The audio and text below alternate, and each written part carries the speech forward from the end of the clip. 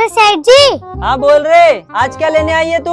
आज मैं कुछ लेने नहीं, आज आपको मैं कुछ देने आई हूँ। देने आई है? अरे क्या देने आई है तू मुझे? ये चॉकलेट का डब्बा आप अपनी दुकान पे कितने रुपए का बेचते हो? अच्छा ये वाला डब्बा 100 रुपए का। आप एक काम करो, ये डब्बा मुझसे 50 रुपए में खरीद लो। क्या 50 रुपए में?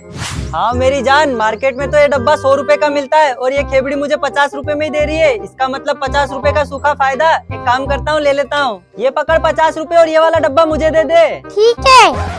अबे ओए इधर आ। हाँ सेठ जी बोलो। वैसे मुझे एक बात बता, तू इतना सस्ता चॉकलेट का डब्बा लाती कहाँ से? सेठ जी ये एक राज की बात है, हर किसी को बताई नहीं जाती। अरे मेरी पड़ोसन की कसम, मैं किसी को नहीं बताऊंगा। अब तो बता दे।